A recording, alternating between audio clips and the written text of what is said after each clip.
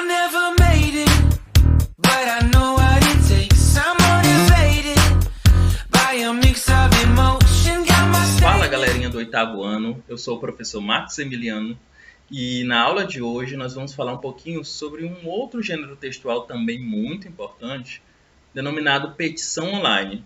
Você já ouviu falar sobre o que é?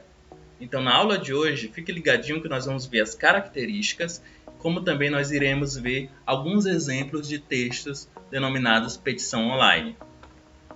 Antes de mais nada, quando você identifica um problema na sua comunidade, o que é que você faz? Quem você procura? Quais são as formas que nós temos de exigir direitos ou propor ideias alternativas?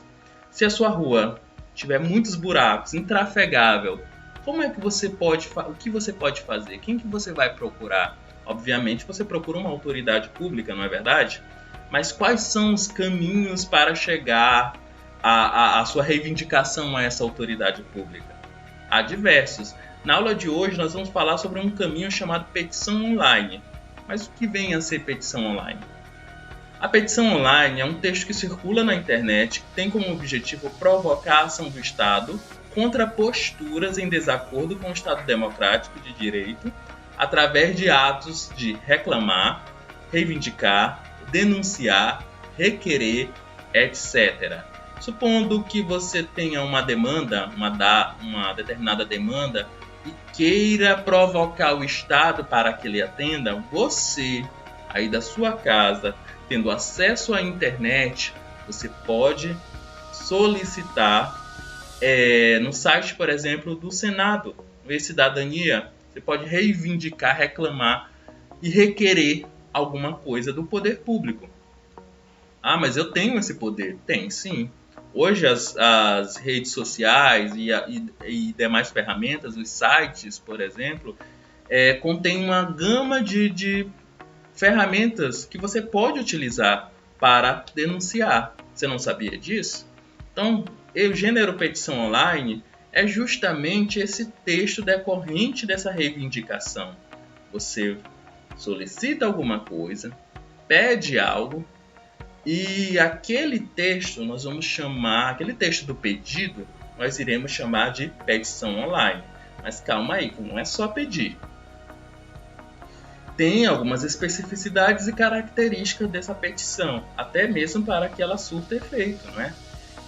As especificidades são textos que fomentam a participação social, né? Você não pode ver um determinado problema que afeta toda uma coletividade sozinho propor essa ideia. Você deve propor essa ideia em conjunto, afinal ela afeta toda uma comunidade, não é verdade? As temáticas elas são relevantes para a sociedade, né? Você não pode ver uma temática de repente seja relevante só para você. Um problema que acontece ali na sua casa, isso não é relevante para a sociedade. A petição exige que o tema seja importante para toda uma comunidade, porque afeta uma determinada coletividade. Esse texto é destinado às autoridades. Veja bem, quem propõe o texto são os cidadãos, mas esse texto é destinado a quem pode resolver o problema, que são as autoridades, sejam prefeitos, sejam vereadores, seja o presidente, sejam os senadores, enfim. Gênero que circula no cyberespaço. A circulação desse gênero hoje, por petição online, a palavra online já denuncia isso, que esse texto ele se materializa no cyberespaço, se materializa na internet. Então você propõe algo lá na internet, várias pessoas podem endossar esse seu pedido e fazer com que esse pedido chegue mais rapidamente a quem interessa, que são as autoridades. A estrutura. Temos o assunto, né? O pedido, que vai ser pedido, e a justificativa para o pedido. Que é importante justificar? Porque a autoridade pública vai compreender a gravidade do problema e vai agir. Então, temos assunto, pedido e justificativa para o pedido. Nós temos um exemplo aí que é uma plataforma de participação. Dentro do site do Senado, nós temos um item chamado E-Cidadania, que leva a várias ideias de pessoas espalhadas por todo o Brasil que propõem algo para o Senado. No caso dessa ideia legislativa que nós estamos vendo aí, ela se intitula Pela Obrigatoriedade das Disciplinas de Filosofia e Sociologia no Ensino Médio. Aí nós temos o pedido. Eu não sei se vocês estão conseguindo ler, porque está um pouquinho pequeno, mas eu vou ler para vocês. Pela reinserção dos componentes curriculares de Filosofia e Sociologia como componentes obrigatórios do currículo do ensino médio. A proposta visa uma carga horária de 12 períodos, distribuídos nos 3 anos letivos. Esse é o pedido. Aí mais abaixo, embaixo desse item azul, mais detalhes, ele vai justificar por que ele quer que essas disciplinas sejam obrigatórias e tenham aquela carga horária. Aí ele começa falando o seguinte, que os componentes curriculares são fundamentais na formação humana e de indivíduos politizados, autônomos e capazes de exercer a cidadania com consciência. Então, esse item aí é a justificativa. Ele está justificando, fundamentando por que essa proposta dele é interessante, é pertinente para a sociedade. Nós podemos observar que a ideia era que tivessem 20 mil assinaturas. Hoje a gente não pensa mais nessa assinatura física, mas as pessoas podem propor, outras pessoas podem ir lá e assinar virtualmente.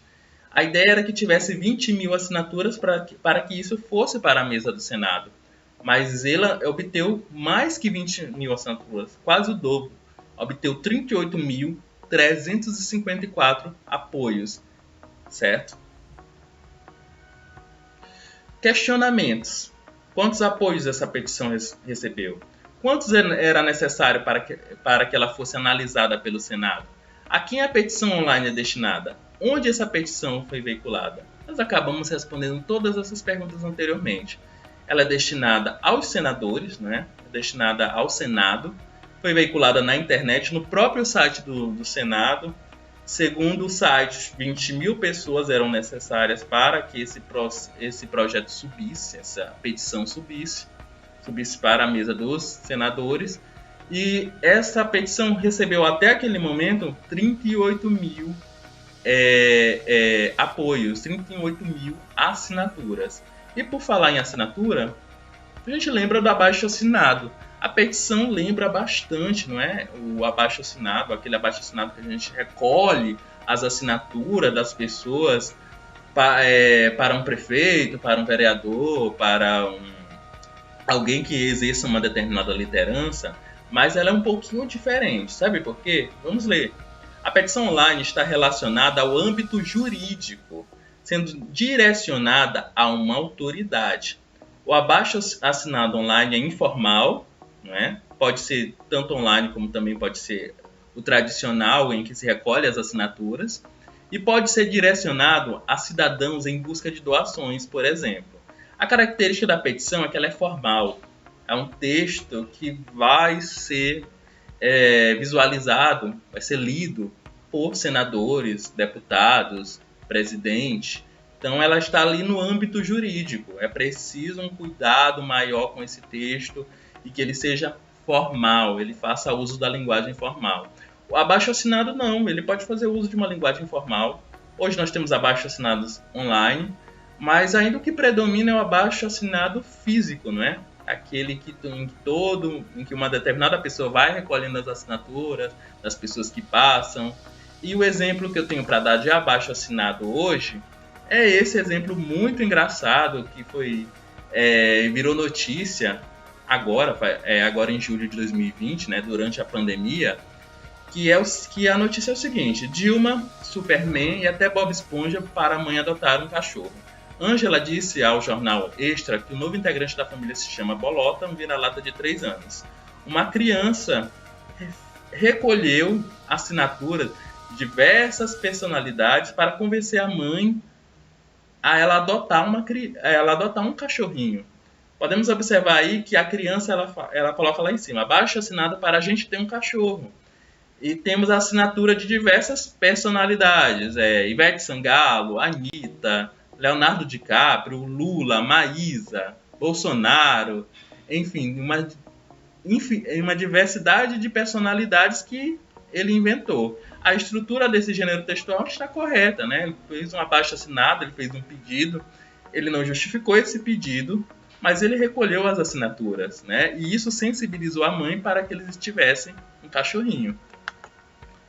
Outro exemplo aqui, que nós também encontramos no site do Senado, né?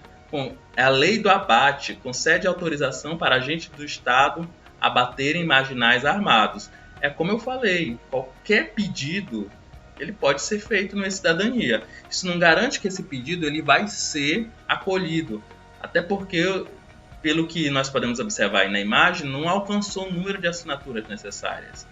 Então, apesar de ter o assunto, o pedido, a justificativa, nem todo pedido vai ser visto. Então, por isso a necessidade de elaborar bem a justificativa, fundamentar, para que as pessoas se interessem pela temática, se sintam representadas e assinem.